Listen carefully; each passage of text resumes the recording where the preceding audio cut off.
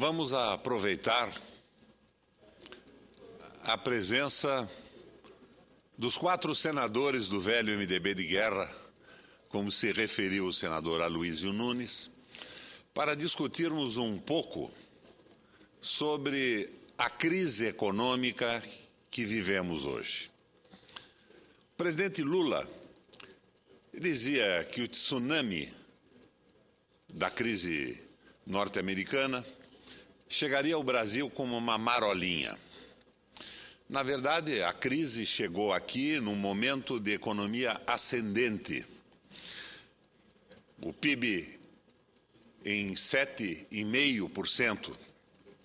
E o presidente tomou algumas medidas que, com o clima de ascendência da economia, foram efetivas. O presidente reduziu juros e liberou o depósito compulsório dos bancos. Mas qual foi o resultado disso? O resultado final foi positivo. Mas se verificarmos os dados a posteriori, vamos ver que os bancos que tiveram os compulsórios liberados, oxigenando a economia, porque o oxigênio da economia capitalista é o crédito, elevaram os seus empréstimos em 4,5%, enquanto os bancos públicos elevaram em 34%. Os bancos privados, seguindo as regras do Encontro de Basileia, se preocuparam com a sua própria liquidez e investiram em letras do Tesouro. E a economia brasileira foi salva naquele momento por reduções de impostos e por financiamentos dados pelos bancos públicos que, graças a Deus, existiam naquele momento. Banco do Brasil, Caixa Econômica, BNDES e, no caso do sul do país, o nosso BRDE. A crise foi contida. No entanto, as autoridades econômicas, com medo de uma elevação do PIB extraordinariamente alta, resolveu colocar freios nesse processo. E colocou freios exageradamente rigorosos.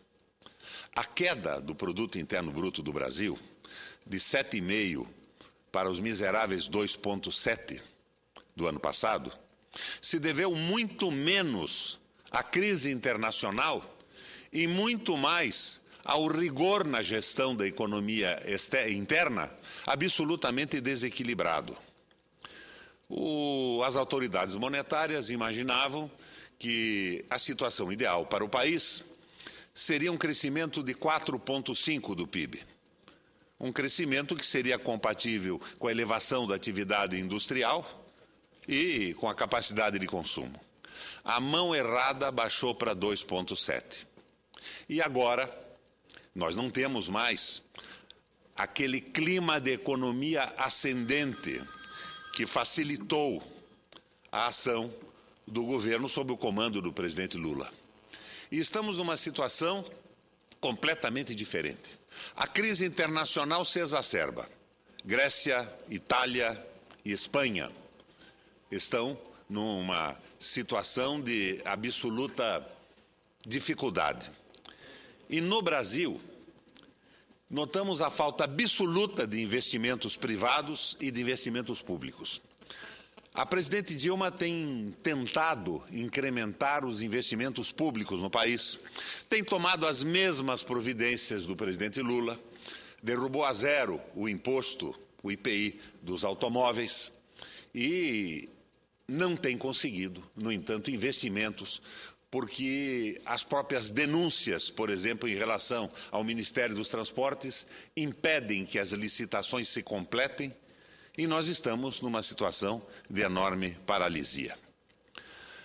Falta investimento no Brasil. Não basta uma política setorial de derrubada do IPI do setor automobilístico, que mantém, em certa tranquilidade, a base do PT, da CUT, no ABC paulista. Mas a insuficiência é flagrante. Os estados estão sem condição de investimento. Os estados estão estrangulados, por exemplo, pelo pagamento da dívida com a União. eu levantei alguns dados sobre esta dívida aqui, que são interessantes.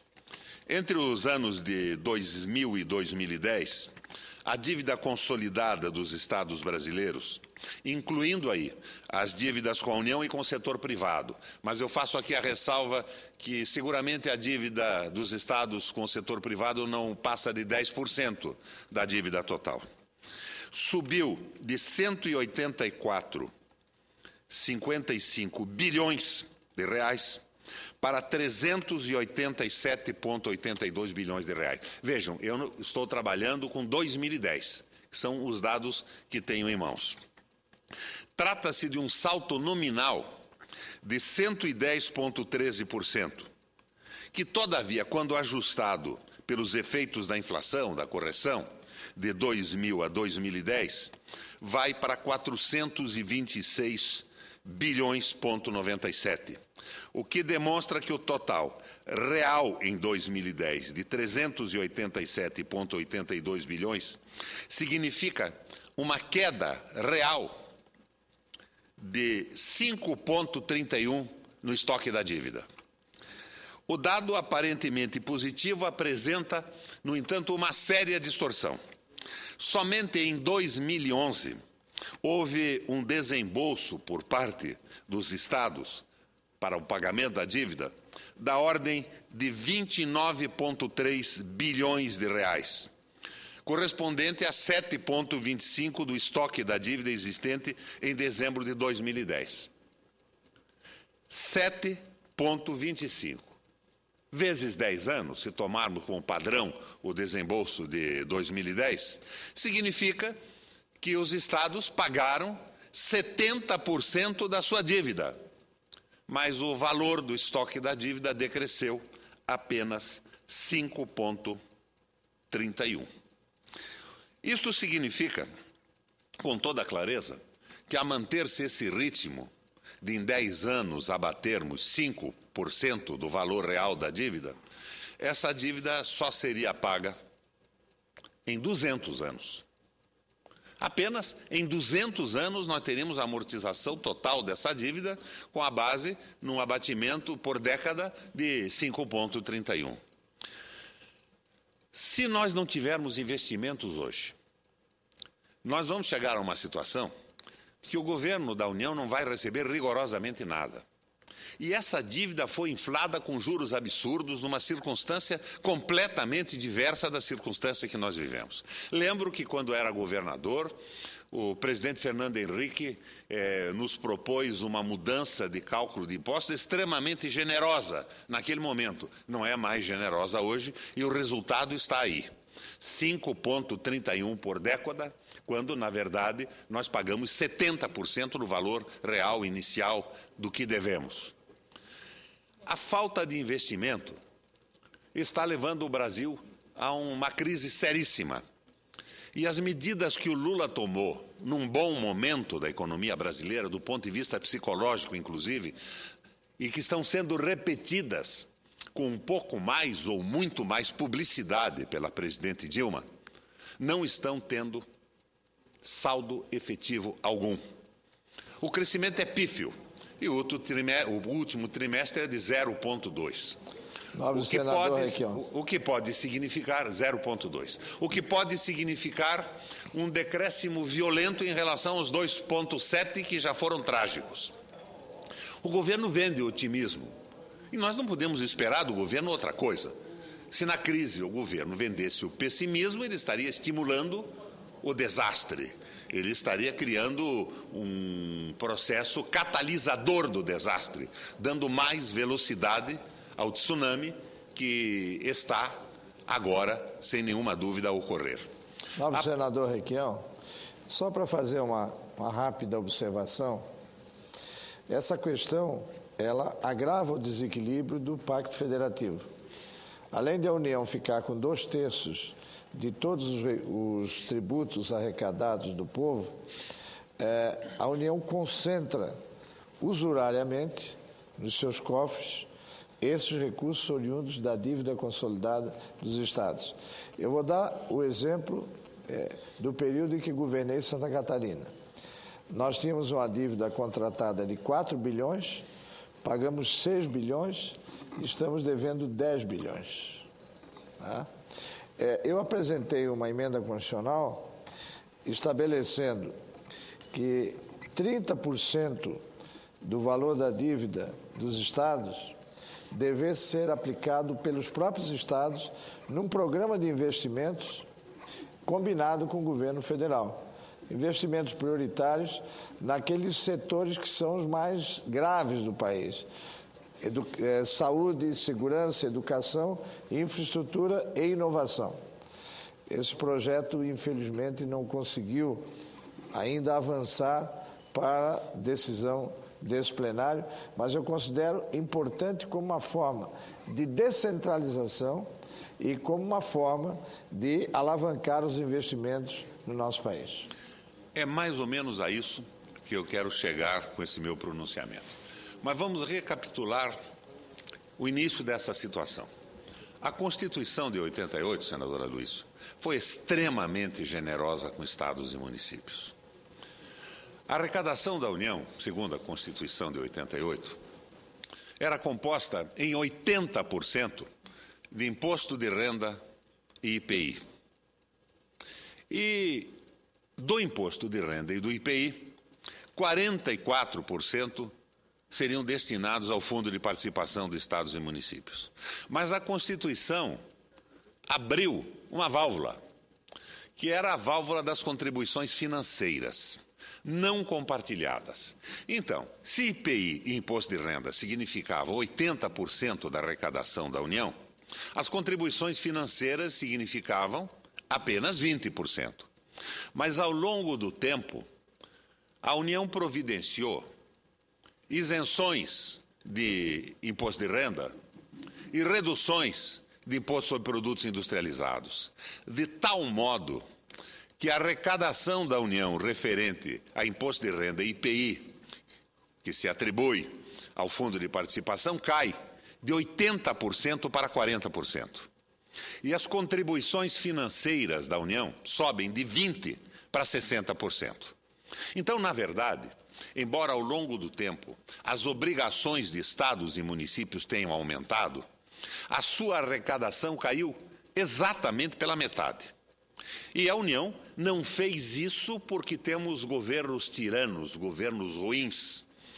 Foi uma opção do modelo de desenvolvimento baseada no financiamento público, na alavancagem da dívida e na financiarização da economia do mundo com juros cada vez mais altos, para pagar o famoso superávit primário, que se destina exclusivamente ao pagamento dos juros. Segundo o IPEA, no ano passado, só o spread de 22 mil rentistas, aplicadores, bancos e pessoas físicas chegou a 266 bilhões de reais, enquanto a capacidade de investimento da União foi reduzida a 1% do produto interno bruto.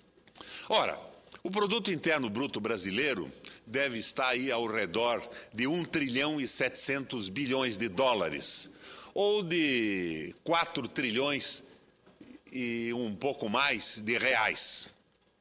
Bom, 1% disso reduz a capacidade de investimento do governo brasileiro em função da existência do superávit primário a drenar recursos a 1%, e 1% disso é 40 bilhões de reais, 37 bilhões de reais num cálculo mais exato hoje. Enquanto a renda do spread dos rentistas, dos investidores, chega a 266 bilhões de reais. A presidenta agora está entre a cruz e a caldeira. Ela precisa aumentar os investimentos públicos no Brasil sob pena do PIB se transformar num ridículo PIBinho, nos colocando no meio do tsunami, na crise que vive a Grécia. A Grécia pode ser o Brasil de amanhã, se nós não recuperarmos a capacidade de investimento. Daí, então, senador Luiz Henrique, veio uma proposta que, na verdade, é quase idêntica à sua proposta. A presidenta, na crise, não vai receber mais coisa alguma.